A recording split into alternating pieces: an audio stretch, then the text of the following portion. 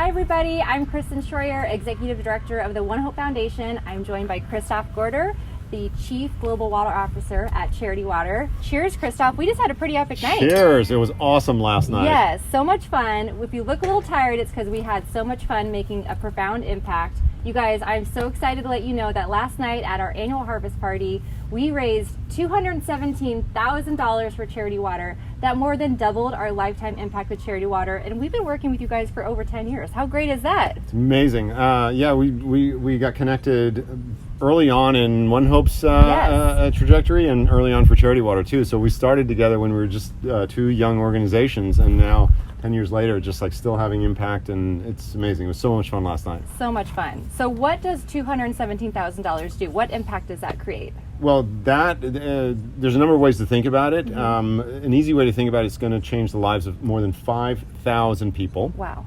Will get access to clean and safe drinking water, which is just an astounding number of people. If you think about, think about 5,000 people in a, at a concert or something like that. It's just, so many people, and this is going to change their lives literally for generations, because what's going to happen is the kids are going to be healthier.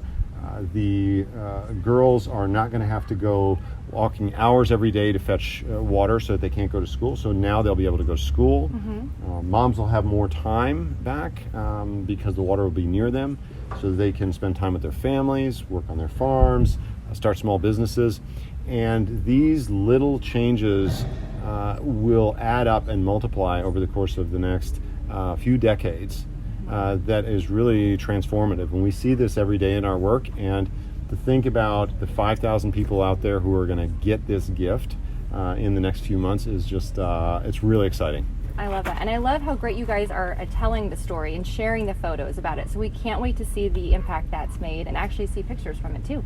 Yeah, it's been so important for us to really connect all the people who are supporting, so all of the donors, with their impact that's happening out there.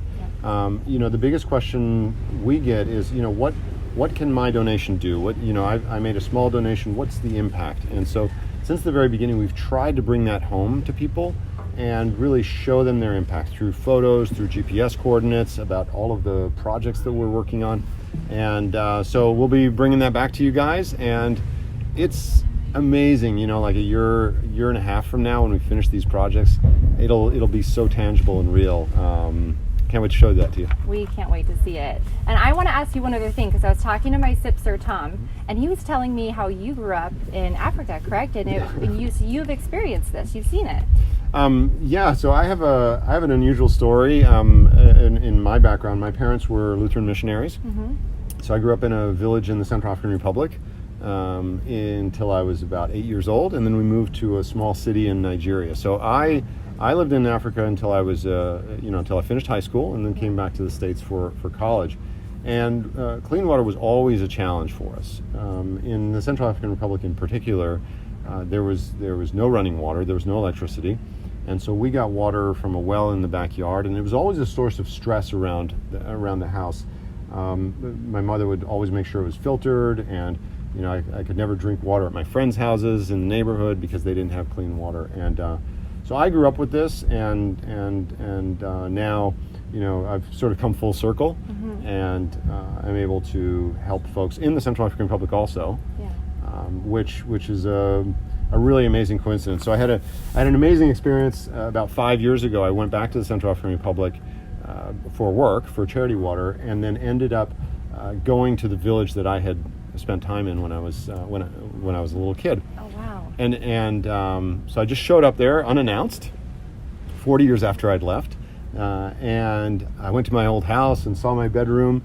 And about a half hour after I was there, my very best friend from when I was 8 years old comes running down the street to find me. Oh my goodness! It was unbelievable. Like what are the chances? And there he was. It was just an absolutely mind-blowing experience. And we caught up and where have you been and where's your family? And they were telling these funny old stories about my dad 40 years ago.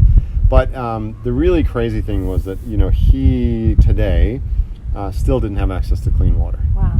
So here he was, my best friend from growing up, 40 years later, still struggling with dirty water. And his life and my life turned out so differently just by a function of where we were born. And it was just a really profound moment for me. We worked to get that community clean water afterwards. But if we're in a position to help, let's do what we can, because these are potentially our best friends from the time we were kids, or our neighbors. And so seeing everybody at One Hope come together last night to do this for 5,000 people, 5,000 like best friends from when we were little kids, those are the kind of people we're helping, it's awesome. So awesome. And it was so fun that we had people cooking with us virtually too, and helping us from their own homes too. So from the bottom of our hearts, thank you so much. And I know our community continues to advocate for Charity Water and share all the great work you do in their own local communities and fundraise through our events. So cheers to changing the world one glass at a time. There we go. Thank you guys. Thanks everybody for coming out to support us. Bye-bye.